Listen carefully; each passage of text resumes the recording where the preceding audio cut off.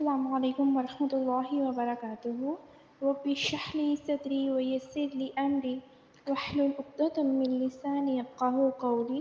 رب زدنی علما رب زدنی علما رب زدنی علما اللہم فقہنا فی الدین، آمین یا رب العالمین۔ سورہ بقرہ آیت نمبر 91۔ بسم اللہ الرحمن الرحیم۔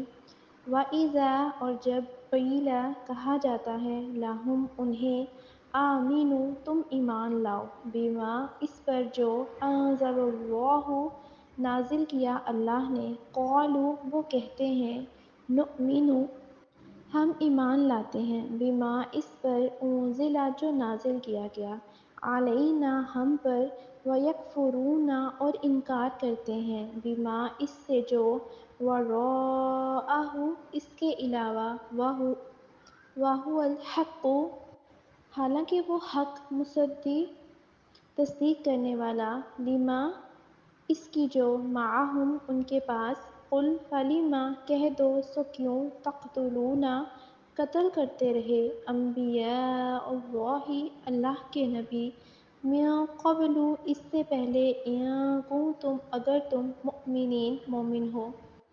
اور جب ان سے کہا جاتا ہے کہ اس پر ایمان لے آؤ جو اللہ تعالیٰ نے نازل کیا ہے، تو کہتے ہیں کہ ہم اس پر تو ایمان رکھتے ہیں جو ہم پر نازل کیا گیا ہے، اور جو اس کے علاوہ ہے اس کا وہ کفر کرتے ہیں، حالانکہ وہ حق ہے اور جو ان کے پاس ہے اس کی تصدیق کرنے والا ہے۔ کہہ دو کہ اگر تم ایمان لانے والے تھے تو اس سے پہلے انبیاء کو کیوں قتل کرتے تھے؟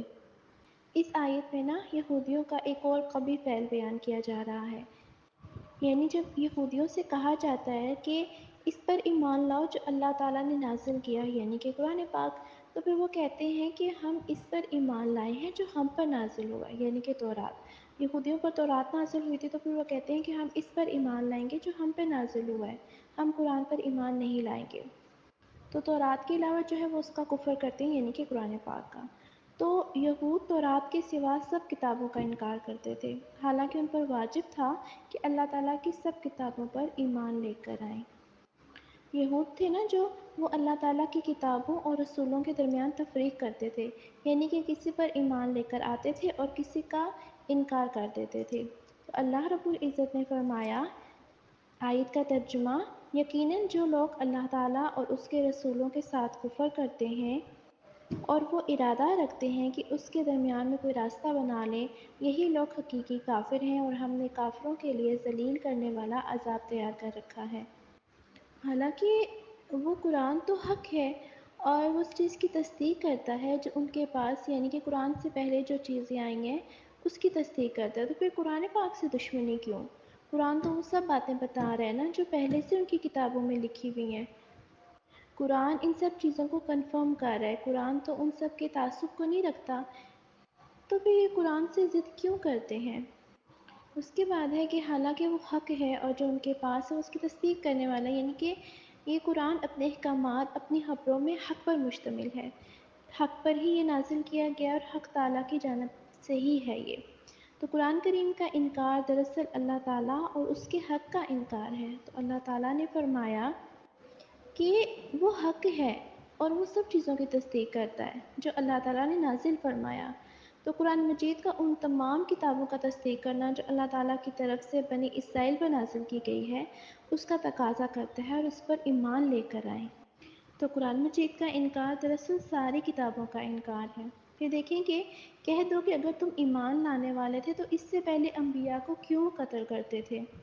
یہاں پہ اللہ تعالیٰ نے یہودیوں سے سوال کیا ہے کہ اگر تم تورات اور انجیل پہ ایمان رکھتے تھے تو پھر ان نبیوں کو کیوں قتل کرتے تھے جو حضرت موسیٰ علیہ السلام کے بعد آئے؟ حالانکہ تورات میں تو انبیاء کرام کو شہید کرنے سے منع کیا گیا تھا۔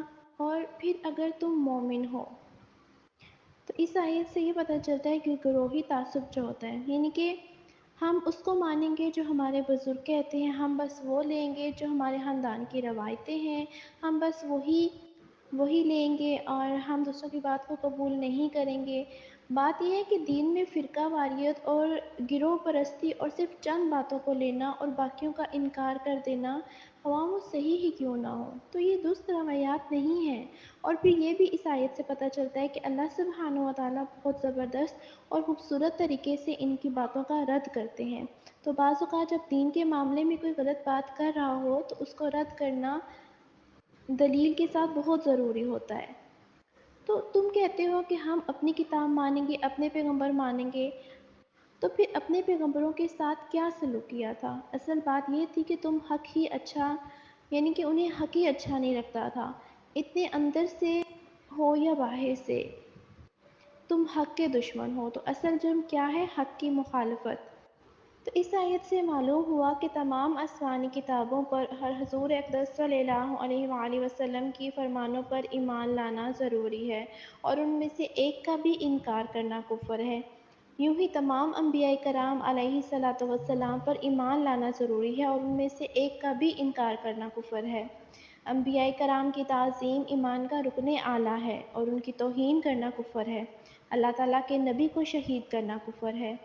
کفر سے راضی ہونا بھی کفر ہے، کیونکہ حضور پرروز صلی اللہ علیہ وآلہ وسلم کے زمانے کے بنی اسرائیل نے انبیاء کرام کو شہید نہ کیا تھا، مگر چونکہ وہ قاتلوں کی اس حرکت سے راضی تھے تو ان کو اپنا بڑا مانتے تھے اور انہیں عظمت سے یاد کرتے تھے، تو اس لیے انہیں بھی قاتلوں میں شامل کیا گیا تھا۔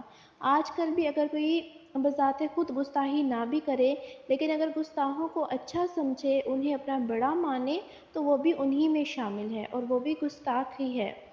حضرت عرس رضی اللہ تعالیٰ عنہ سے روایت ہے، حضور پر نور صلی اللہ علیہ وآلہ وسلم نے ارشاد فرمایا، جب زمین میں گناہ کیا جائے تو جو وہاں موجود ہے مگر اسے برا جانتا ہے، وہ اس کی مثل ایسے ہے جو وہاں نہیں ہے، اور جو وہاں نہیں ہے مگر اس پر راضی ہے تو اس کی مثال ایسے ہے جو وہاں پہ حاضر ہے۔ جزاک اللہ خیر۔